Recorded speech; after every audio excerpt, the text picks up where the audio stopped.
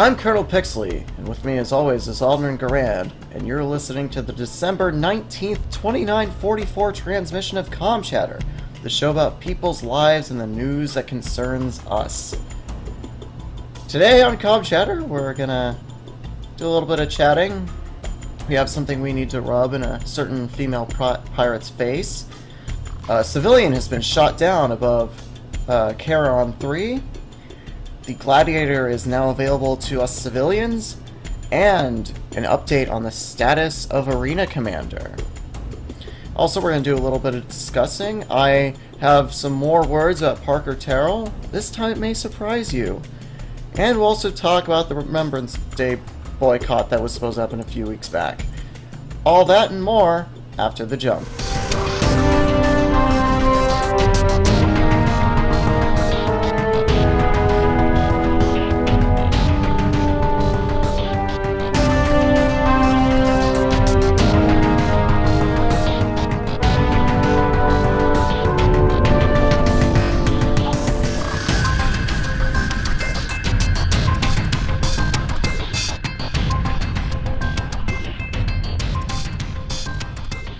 So, to start off with, Alderin and I would take To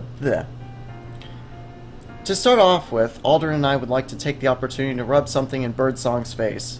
We actually had a quite lucrative mission recently. It was the one I mentioned during the last show, and it came out so lucratively that I no longer have to sleep in my ship. In fact, I got a new ship. Mostly because I used my 325A as a shield against our client at the time, which may have resulted in a bigger bonus than was anticipated. The point is, we're moving up. I have a Hornet now. That's right, a Hornet.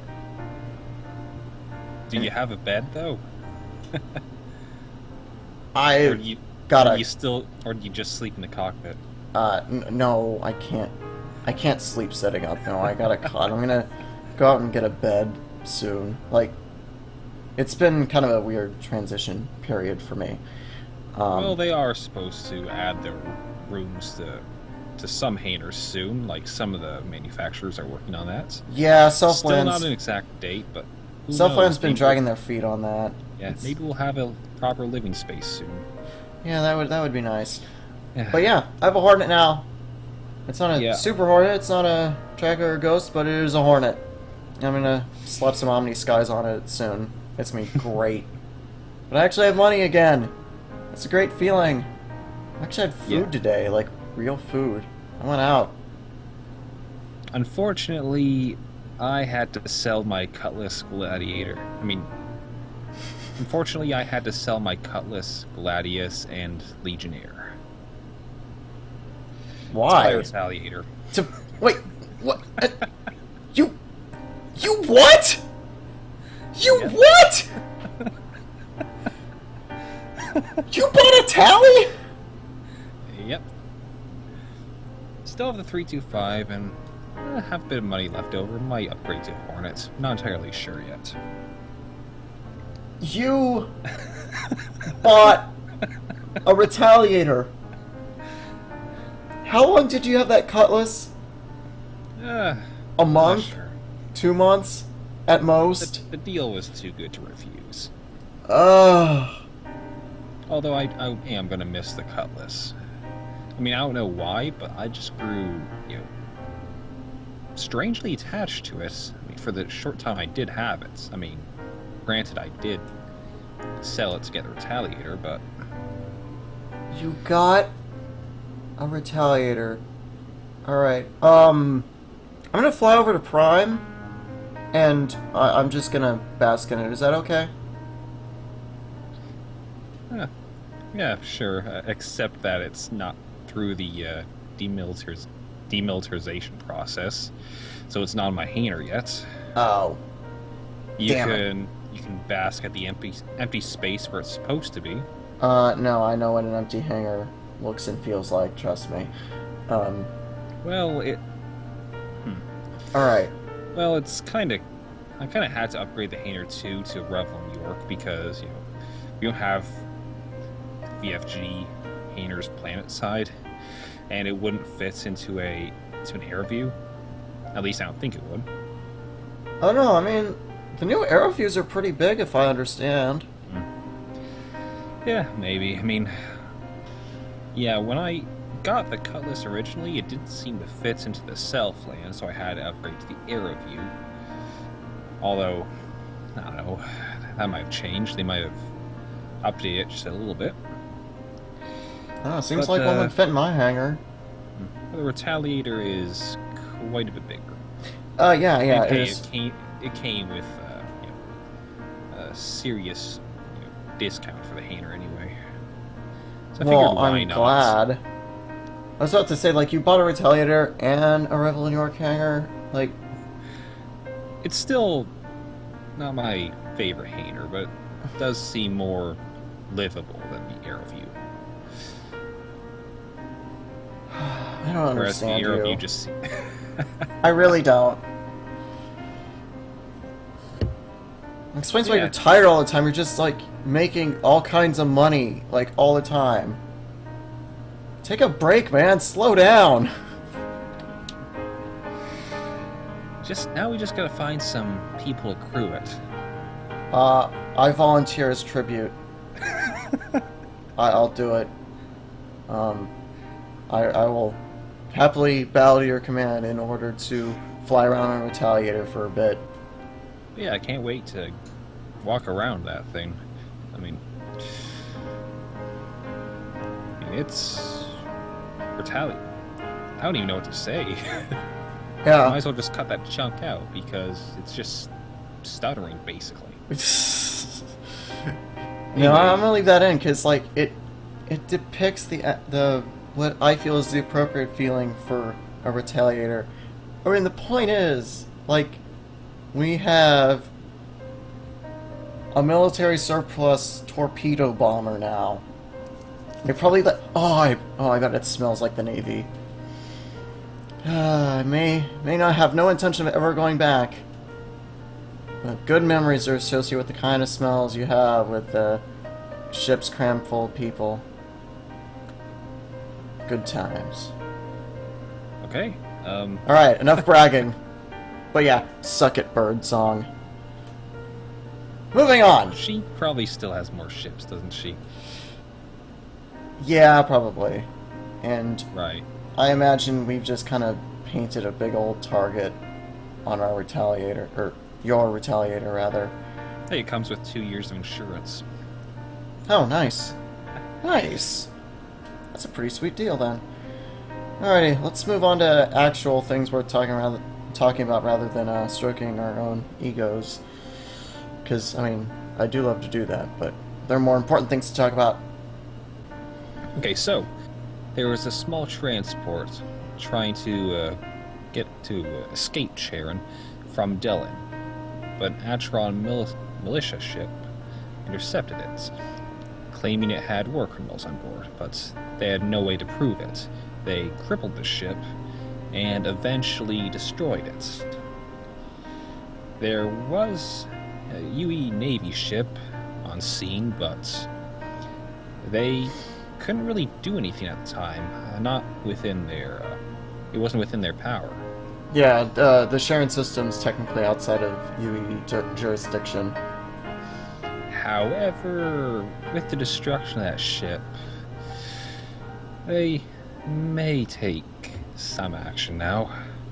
Yeah, there's a big old Congress thing, like, at 4 in the morning. Or, well, I don't know if that's local time or SET, but the start of the transcript says early hour, so either way, you know, emergency type thing going on, so I would like to see some action taken. I mean, having this sort of conflict going on right outside UE territory is just gonna make things really difficult on us as a whole. I mean, especially if it interrupts transport and that sort of thing. I thought we were past this kind of crap. We'll never be past it. What would you have done if you were there? What would I have done if I were there? Like if you were just passing through on a patrol or something. If I were just passing through on a patrol and the Uana Gale were to fly by and being chased by Acheron forces, like, is that what you're asking? Yeah, more or less. I would have intervened.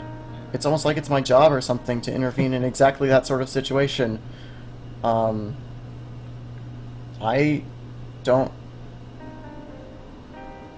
don't feel like it's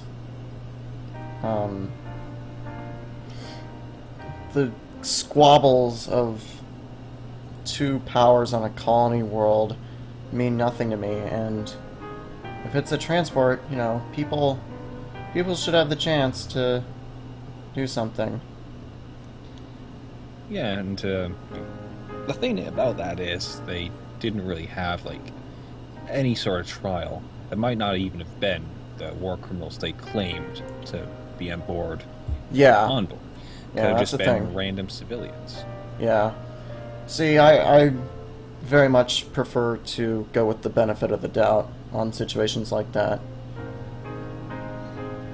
Yeah, and if it turned out that there might be war criminals, or you want to make sure that a ship could have just been boarded or scanned or something. Yeah. Yeah, so I would have helped. Yeah. Those war criminals could have been sent back. Civilians could have been got out safely. Yeah, I mean, if Sharon 3 is a war zone, I'd want to get off. Yeah, I'm pretty sure everyone would. Yeah, well then again, I consider myself more mobile when it comes to a living situation than I imagine most people are. There are probably people down there like spent their whole lives trying to make them something of themselves on Sharon 3, and just like this war is just kind of screwing them over. War sucks, everybody.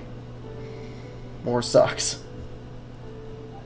Just in these past few weeks, the Gladiator, the Anvil Gladiator, a two-seater bomber, has been made available for civilian consumption. Obviously, as with the Hornet and the Idris and the Retaliator, it's also been demilitarized, but it's out. People have it in their hangars now, and the best part is, Original Systems is working diligently to get it Arena Commander compatible. I know a lot of people are happy about it. I mean, it's a pretty cool looking ship. Not really my style necessarily, because I prefer more fighter to fighter combat, at least when it's like me piloting. I mean, if I'm gonna hang on a Retaliator, that's fine. But yeah, I'm not gonna go over the specs just because I don't feel like it right now. Well, it doesn't just have to be a bomber. It would probably make a pretty good medium fighter. Well, yeah. I mean, I'm just more in favor of agility over, over the kind of firepower that the Gladiator packs. I will say, it's a little annoying that, the Hornet's just that teensy bit less agile. Only 325A, and it's been a long time. Yeah, it's a little slower, but it's not that much worse. And if you're able to keep on your target, they're just gonna melt. Well, yeah, of course. I'm just saying that because it's been a long time, and you know, come on, you're a pilot. You know, it takes a while to get used to different shifts. I mean, I've been flying with a yoke for like a year and a half now. And going back to a stick is, that's quite a change. It is indeed, and the different HUD, too. Yep, different HUD. No, I I miss how nice and sweet the Origin Systems, Origin Jumpworks lady was. Yeah, call me crazy, but I'm still rather fond of the RSI style one, although the Aurora really isn't my ship of choice anymore. Can't imagine why. Yeah. I just like that simple functionality. Yeah. Yeah. I mean, I can respect people who do that. And, there was that one guy all those months ago who really gave us a run for our money. But, yeah. It's a nice little ship. Definitely respectable to fly. But yeah, yeah, it is quite a difference learning how to fly a new ship. It's a good thing you can get all that time in Arena Commander for the practice. No kidding. I don't understand how we survived without Arena Commander before. Well, like civvies anyway. I mean, obviously, we had Sims in the Navy, but like this sort of thing did not exist for civilians until AC happened. So, I don't know how you people do it. I don't know how I managed. Learning to fly the 325 was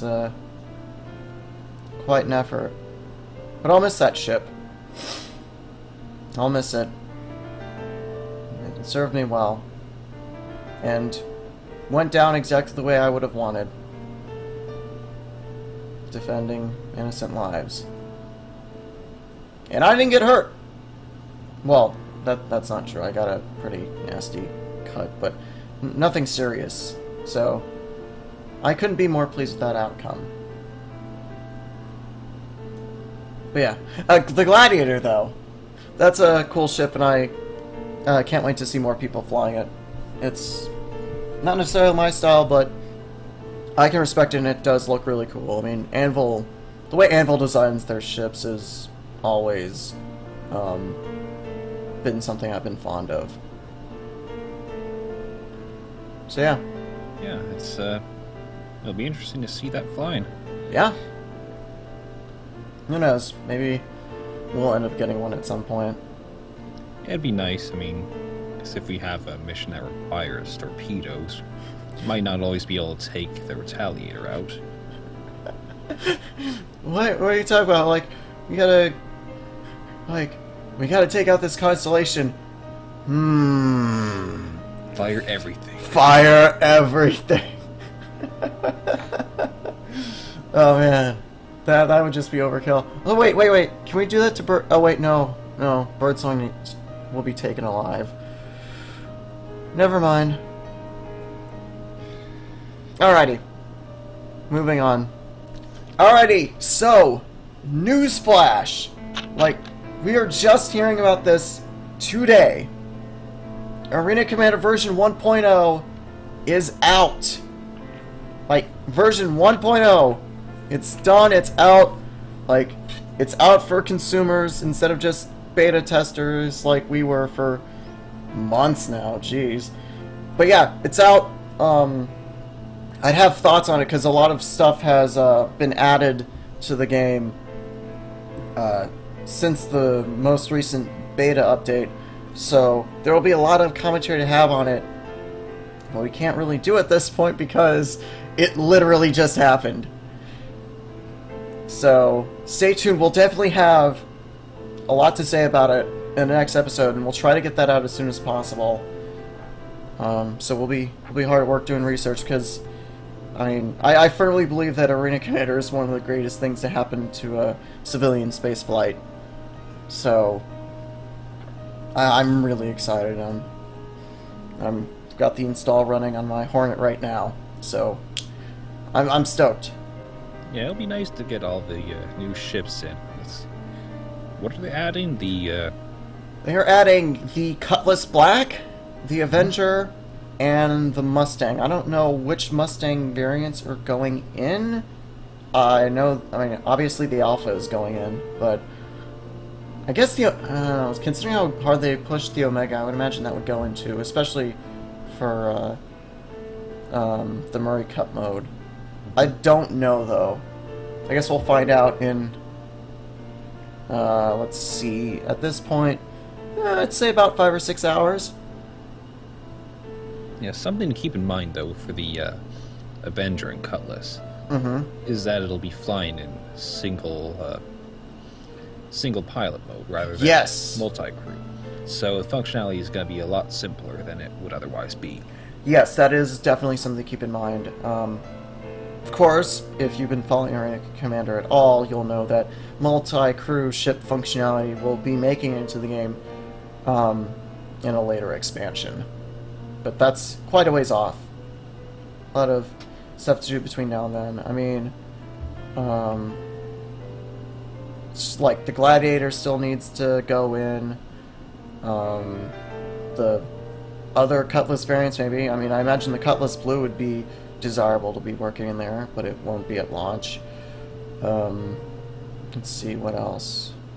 What else is there to consider in that regard? I don't know, when we're getting the Avenger, so... Also, that kind of implies that there will be Avenger variants very soon, because the two versions of it that we have available to us right now are the sort of quote-unquote bounty hunter version with a single seat, holding cells and stuff like that, and also the former military trainer version with two seats.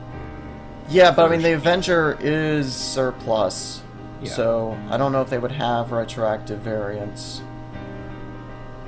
I suppose there wouldn't be that big a difference. Well, I mean, there would be like the RIO or whatever, the co-pilots. Yeah. Oh, I just thought of another ship. The Gladius. Oh, right. Well, actually, is the Super Hornet? No, I don't know if this...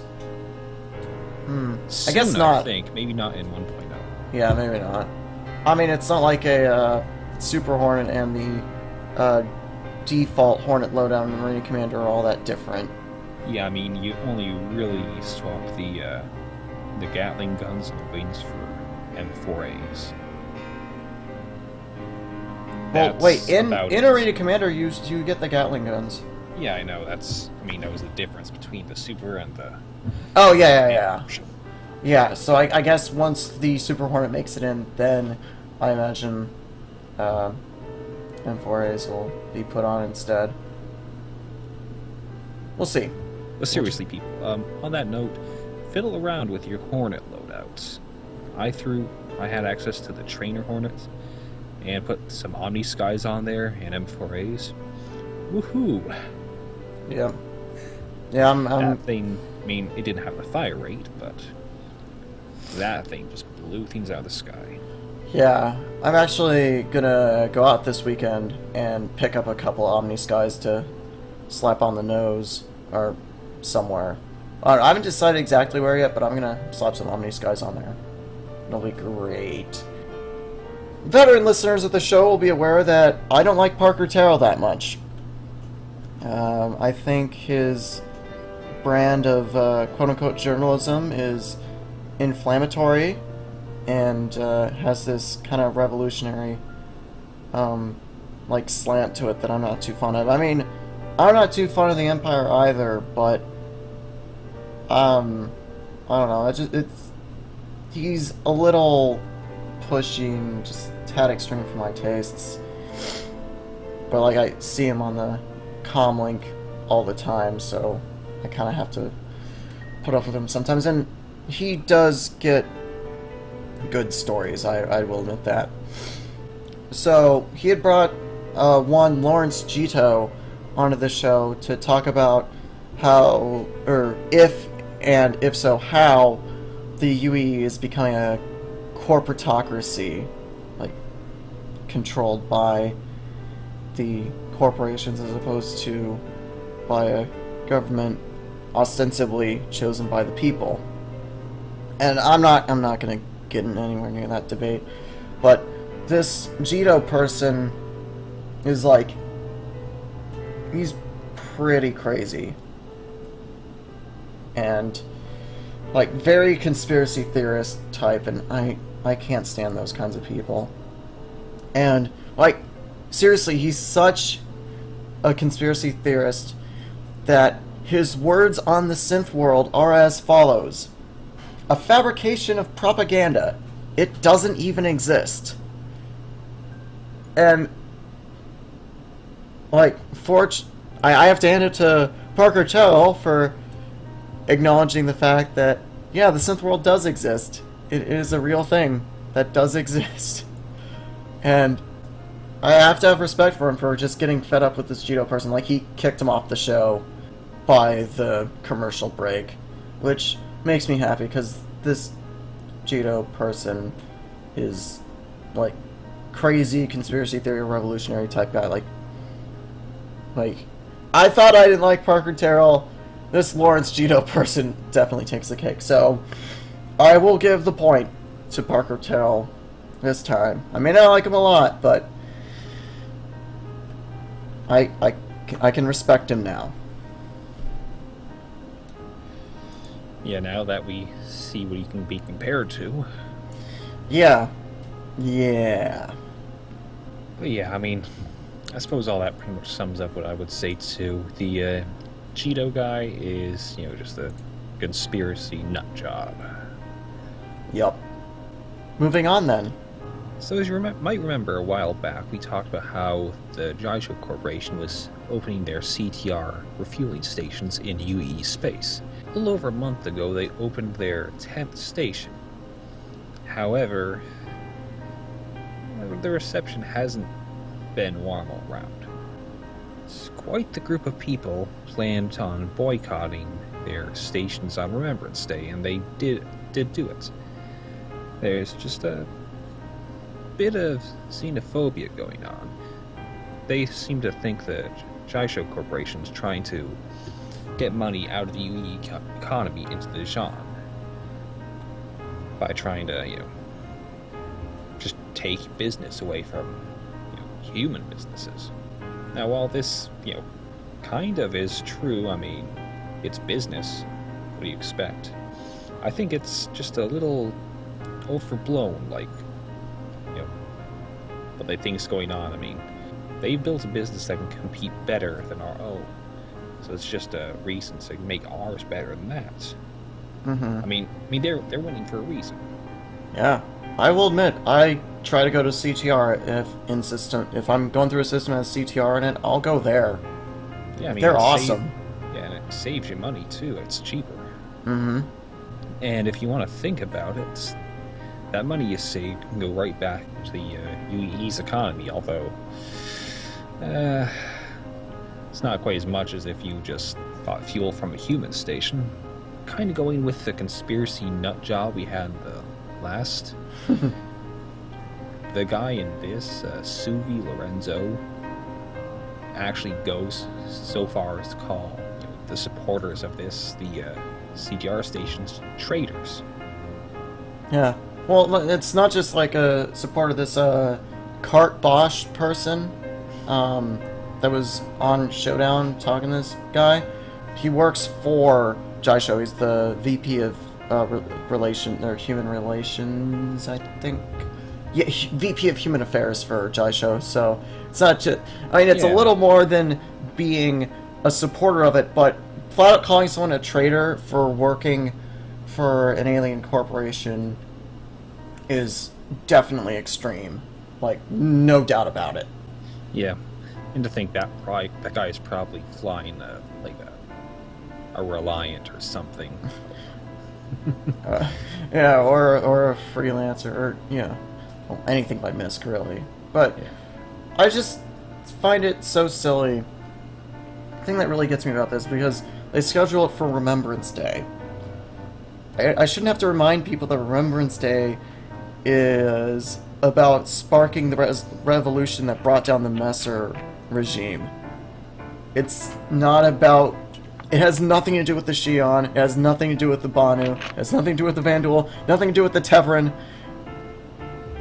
Why choose Remembrance Day for that? Like, sure, boycott, whatever. Be silly like that, and slightly xenophobic, no matter how hard you deny it. But... Yeah, something like, what was it, Armistice Day or something? The day the war with the Zhan ended, that probably would have been a... Well, that would be inappropriate for a different reason, though. Well, yeah, you're right. I just... No, what really gets me is like, oh, it's taking money out of the human economy. Yeah, well, the Xi'an do trade the other direction with us. It's this flow thing, like the exchange of goods and funds. That's how economies stay fluid and moving, and it benefits both civilizations. Like, I really can't wrap my head around this. Yeah, and if the economy, like the trade between both empires just stopped, tensions might rise just a little bit because it would affect the economies of both. People would, like, prices would go up. People would get angry and try to point at each other for the problems. Yep. Well, it's just, it just gets everyone all tense. I mean, I've had the great pleasure of meeting several Xi'an folks throughout my travels, and, like, sure, they're different, they're alien, but they're good people, and we shouldn't be, like, doing silly things like this, because it just makes everyone uncomfortable. But on a happier note, it is nice to see the Jaisho Corporation doing so well in DVE after the little standoff that we had with the Jean a while back. Oh, yeah. Ugh. That was a mess. I think it's worth pointing out, though, that we haven't heard anything about this boycott since.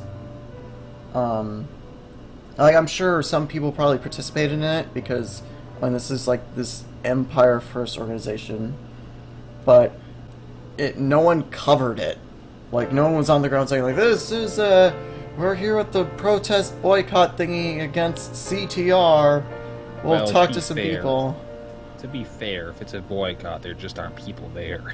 I don't know, I feel like, well, simply not going doesn't really make a point. I mean, if you want to spread awareness, I mean, I'd imagine you would, like, protest outside, like, boycott CTR, keep stuff in our economy, and other stupid, uninformed opinions. But yeah, you're right.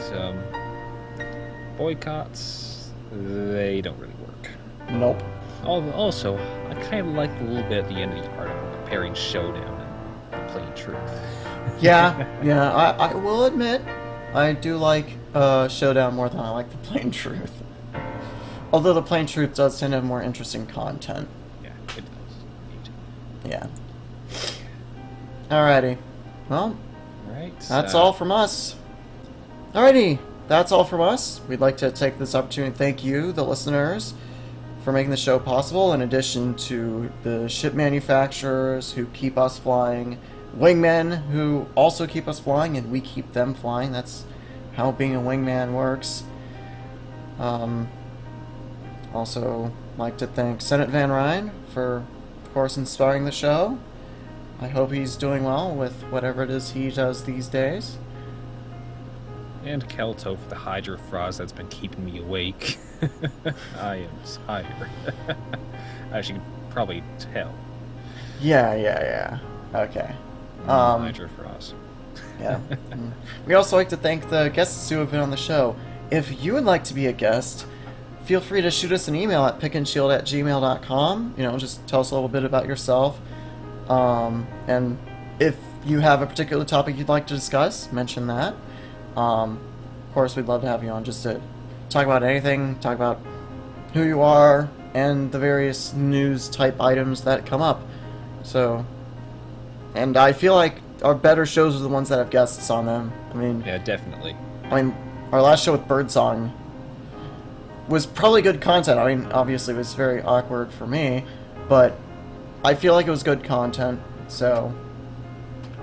And as always, pirates are welcome, although I feel like at this point we need to have a non-pirate on. Let's not have 3 in a row. That's not actually a discouragement, I just find it silly that we had so many pirates. Like, where are the regular people? Also, feel free to email us if you have feedback about the show. Things you really like, things you don't really like. Just other things you feel like complaining about. You can also leave those comments in the various distribution platforms we use for the show. And, you know, you're more than welcome to rate us on those platforms. And, you know, be honest. We really want to know what you think. So, yeah, this is very much a show about you, the common pilot. I mean, we're common pilots too, but it's about all of us and what goes on in our lives. So, this is Colonel Pixley and Alderin Grand signing off.